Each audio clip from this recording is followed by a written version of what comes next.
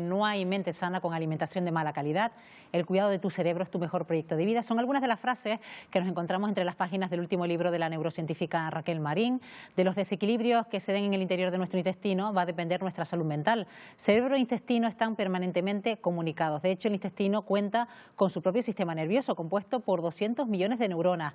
Por eso, aprender a reconocer los alimentos que favorecen nuestro bienestar interior va a contribuir a potenciar nuestra capacidad intelectual, la memoria, el humor o la concentración, entre otras funciones.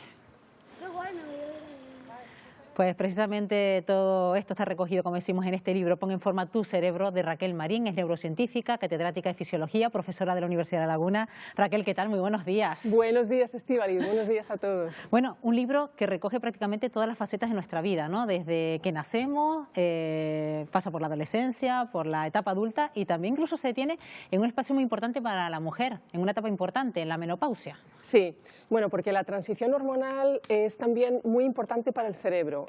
No lo sabemos normalmente, pero las hormonas sexuales femeninas ejercen funciones tremendamente importantes para la salud cerebral. Y entonces con la menopausia empiezan a bajarnos esos niveles de hormonas sexuales y podemos tener pequeños ajustes en el cerebro que nos pueden inquietar. Entonces lo que intento es desmitificar esa faceta y simplemente afrontarla y bueno, abordarla de una manera saludable, sencilla y con alegría, porque es una etapa más de la vida, claro. Bueno, estamos hablando del intestino, de la importancia del intestino para nuestra salud mental, Raquel, porque si el intestino falla, nuestro cerebro no funciona, ¿no? Efectivamente, eso es algo que en los últimos 15 años cada vez queda más claro en neurociencia. Si queremos abordar un problema neurológico, muchas veces tenemos que mirar primero las tripas, porque bueno, no es solamente el intestino, sino esa gran flora intestinal que ocupa aproximadamente 2 kilos de nuestro peso, que está albergada en el intestino y que realmente ejerce para el organismo funciones absolutamente esenciales. No solamente desde el punto de vista que siempre pensamos, alergias, asma, etcétera, u obesidad, sino también para trastornos neurológicos. Ya lo estábamos escuchando en la introducción de esta entrevista, Raquel, porque el intestino cuenta con su propio sistema nervioso, ¿no? Sí, bueno, evidentemente piensa que el intestino se mueve. Cuando hay una digestión, el intestino se mueve y entonces ese movimiento también es ayudado por las neuronas que tiene. Pero es que además cada vez hay más estudios que demuestran que el intestino tiene también una comunicación nerviosa con el cerebro y viceversa. Y a través de esa comunicación no solamente se comunican por sangre, sino también a través de las vías nerviosas. ¿Y cuánto has evolucionado, Raquel, en esos estudios de la relación que mantiene el intestino con el cerebro? Lo digo de cara a saber si el intestino tiene mucho que ver con esas enfermedades que tienen un carácter cerebral, mental. Mira, cada vez hay más, el abanico cada vez se abre más. Fíjate que lo que son los desequilibrios de los microorganismos del intestino, es decir, esos desajustes en las poblaciones de nuestra flora intestinal se observan en Alzheimer, en Parkinson, en autismo, en trastorno de déficit de atención e hiperactividad, en fibromialgia, en esclerosis múltiple, en depresión, en insomnio. Y la cifra sigue aumentando. Es más, hay un aspecto absolutamente esencial para las mamás que estén en gestación y es que los primeros meses en el intestino de mamá también puede tener efectos muy importantes en el desarrollo de ese cerebro. Influye mucho la alimentación de la madre en esos momentos en el desarrollo cerebral del bebé, ¿no?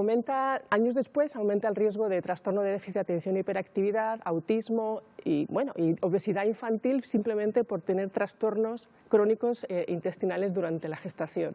Bueno, algo que me ha llamado mucho la atención de este libro a la hora de leerlo es, Raquel, cómo el intestino es el productor principal de la serotonina, ¿no? Que es prácticamente el máximo responsable de nuestro estado de ánimo. Sí, efectivamente. Parece que es algo que tenía que ver con el cerebro, ¿no? Sí, bueno, tú ya es que sabes mucho, pero la serotonina, para los que no lo sepan, es esta molécula que utilizan las neuronas para interaccionar en lo que es el lado emocional, entre otros, ¿no?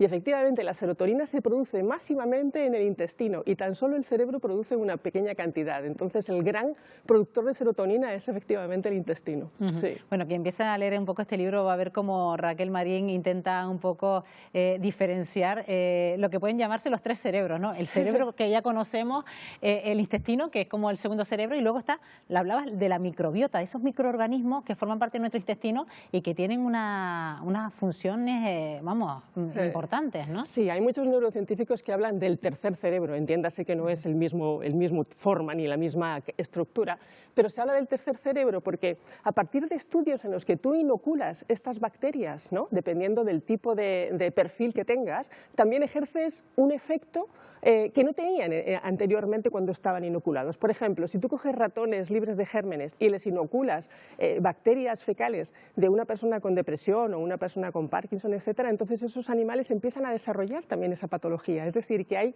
realmente una especie de traslación, ¿no?, de traslado de esas sensaciones neurológicas y de esa actividad neurológica solamente por trasplantar esa materia fecal en la cual hay evidentemente muchos microorganismos de las heces. Entonces es absolutamente fascinante. Claro, pero la gente que está en casa se estará preguntando ¿qué debo comer, Raquel, para mantener mi cerebro saludable, ¿no? Porque si todo comienza por el intestino, Sí. ¿qué debo comer? ¿Cuál tendría que ser mi dieta ideal? Pues mira, ahí en el libro evidentemente he hecho un gran esfuerzo para abarcarlo todo lo que se puede, porque ahí necesitas que la sangre esté limpia, que las neuronas hablen bien entre ellas y que tu intestino, tu segundo cerebro, esté también saludable. Entonces hay una mezcla de nutrientes para el cerebro, para que las neuronas charlen adecuadamente y también para que nuestro intestino y sus bacterias estén felices. Entonces la combinación es amplia. Te puedo adelantar que evidentemente las grasas esenciales para el cerebro, porque el cerebro es muy graso, están ahí. También todo lo que es alimentos ricos en fibra también están ahí. Y luego antioxidantes naturales que encontramos en frutos de colores, vivos, etcétera. Arándanos, por ejemplo, se considera ahora un superalimento para el cerebro. Es decir, la dieta mediterránea es la recomendable, me imagino, Raquel. Correcto, Estíbaliz. La dieta mediterránea clásica, no la que hacemos ahora de comer mucho pan y majarlo en aceite de oliva, sino me refiero a la de varios días a la semana pescado, legumbres, frutos secos, cereales, lácteos en particular fermentados, carne magra y poca carne roja, bueno, y una copita de vino tinto al día. Nunca viene mal, entonces. Nunca viene mal. Bueno, en cualquier caso, sé que has hecho una importante labor a la hora de recopilar incluso recetas Sí. que has hecho tú misma, Raquel, Sí. porque en parte, lo hemos comentado en otras ocasiones, tu amor por la cocina también ha conllevado perfeccionar recetas e incluso incluirlas dentro de este libro con su composición nutricional, Raquel, Sí. ¿no? Bueno, hay una cosa que yo siempre digo y es que no podemos comer bien solo los domingos, hay que comer bien todos los días. Parece que el sábado vamos a la compra, el domingo comemos bien y luego el resto de la semana vamos olvidamos, sobreviviendo. claro. Entonces hay que comer bien todos los días y como yo tampoco soy una persona que tenga mucho tiempo ni para comprar ni para cocinar, entonces he buscado la manera de que no nos salgamos de nuestra rutina, pero que de alguna manera con pequeños detalles y pequeños añadidos o incluso reemplazos consigamos una receta muy rica para el cerebro, pues también siendo un lunes o un martes. Ujú. Bueno, y hablando precisamente de nuestra alimentación, hablabas de que las grasas son importantes para nuestro cerebro, Sí. pero que hay del azúcar, porque al fin y al cabo siempre se habla de que la glucosa es importante para el funcionamiento de nuestro cerebro.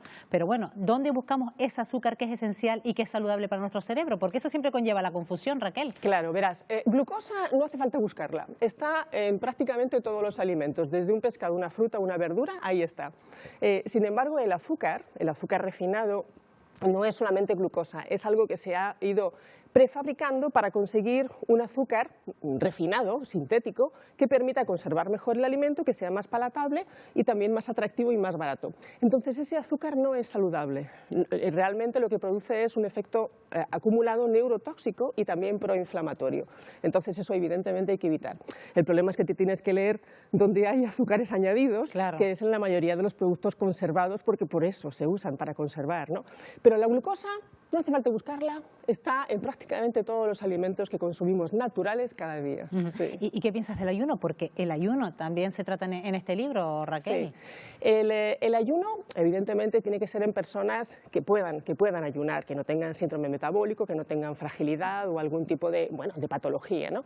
El ayuno es realmente muy aconsejable en los estudios científicos, siempre me baso en datos científicos, sobre todo para lo que son trastornos cognitivos ligeros, se puede hacer ayuno, también para mejorar la creatividad, de hecho yo lo he hecho. Incluso para evitar procesos proinflamatorios, también se está usando para la epilepsia, por ejemplo. Bueno, los romanos, de hecho, a los epilépticos los metían unos días encerrados sin comer y ya se les quitaba la epilepsia. Bueno, ahora no hacemos ese tipo de tratamientos, pero también se basan en dietas en las cuales sustituyes esa rutina de glucosa por algo que permite darle, como digo yo, un choque al cuerpo y por consecuencia al cerebro también. Bueno, tan importante es la grasa, la glucosa para el cerebro, como también el agua. Raquel, ¿qué podría pasar en un cerebro deshidratado?